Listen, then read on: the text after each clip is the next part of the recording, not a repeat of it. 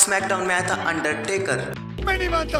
हाँ, मानना भी नहीं चाहिए क्योंकि वो अंडरटेकर नहीं था, वो था अंडरटेकर का भूत। एजे स्टाइल्स ने अपने रिटर्न से पहले ट्रिपल एच से यही बातें बोली होंगी, अब हम बहुत बन गए फिनोमिनल, अब तो हम बनेंगे अंडरटेकर ही। इतने सालों से अंडरटेकर होते थे रिटायर और डब्ल्यूडब्ल्यू उनको वापस ले आती थी, लेकिन इस बार लगता है उन्होंने आने से मना कर दिया, इसलिए डब्ल्यूडब्ल्यू ने अपना सस्ता वर्जन बना लिया अंडरटेकर का। इसी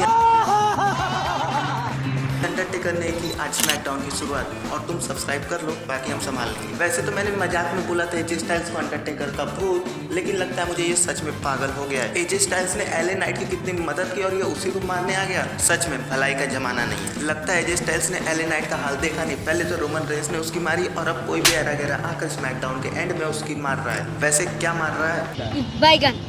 एजे स्टाइल्स अपने दुखड़े गा रहे होते तभी तक रैंडी ऑर्टन और एले नाइट भी आ जाते हैं रिंग में। वैसे हमको नॉर्मली डब्ल्यूडब्ल्यू में क्या देखने को मिलता है कि 3 बंदे आपस में भिड़ रहे हैं कि वो उस चैंपियन को हराएंगे और बनेंगे नए चैंपियन, लेकिन इन भोले मानुस को पता ही नहीं है कि ये दोनों ये तीनों आपस में भिड़ रहे हैं कि कौन हारेगा रोमन रेंस से, या फिर मैं दूसरी भाषा में कहूँ तो कौन बलि देगा रोमन रेंस के लिए। मुझे लगता था कि निक ऑल्डिस नाम का जो बंदा है ये बहुत ही अच्छा बंदा है, ये तीनों को मौका देगा कि तीनों जाए रोमन रेंस के सामने और तीनों हार जाए रोमन रेंस से एक ही बार। लेकिन निक चाचा ने ऑफिशियल कर दिया triple threat match new year special SmackDown के एपिसोड में, जिसका विनर फेस करेगा रोमन रेंस को रॉयल रंबल में। आज शो के मेन इवेंट के लिए सोलो सिकोआ और एजे स्टाइल्स का मैच भी ऑफिशियल था, जहां पर एजे स्टाइल्स बदला लेने की कोशिश करेगा सोलो सिकोआ से। लेकिन उससे पहले बात कर लेते हैं और चीजों के बारे में जो हमको देखने को मिली स्मैकडाउन में। अपने बॉबी भैया तो अलग ही घमंड में थे कि उन्होंने ही तो बंदे को बहलाया है ताकि वो उनकी मदद कर सके, लेकिन बॉबी भैया के साथ आज खेला हो गया जब सैंटोस एस्कोबार की तरफ से आ जाते हैं हुम्बर्टो कार्रेलो और एंजल गार्जा उनकी मदद करने, और बॉबी लैस्ली आउट हो जाता है इस टूर्नामेंट से भी। इतना लाइफ खराब हो गया है, इतना लाइफ खराब हो गया है मेरा।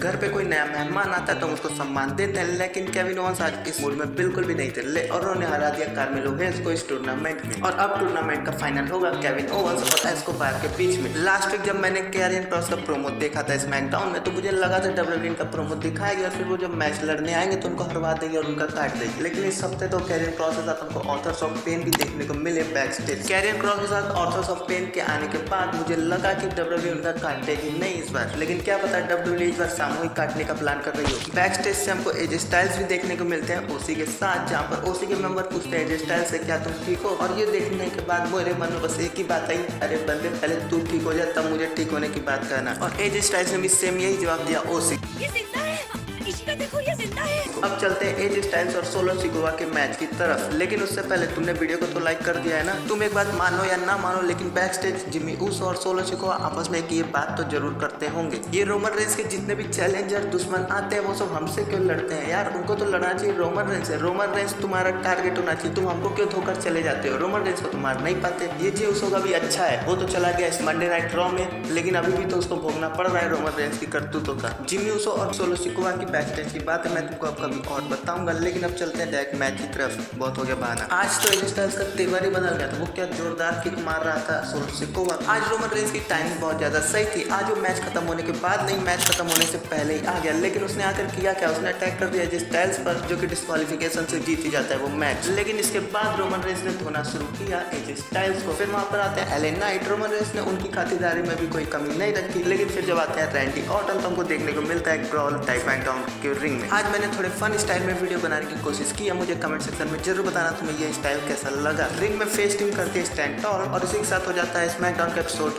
खत्म। और तब तक के लिए bye bye, tata, good bye.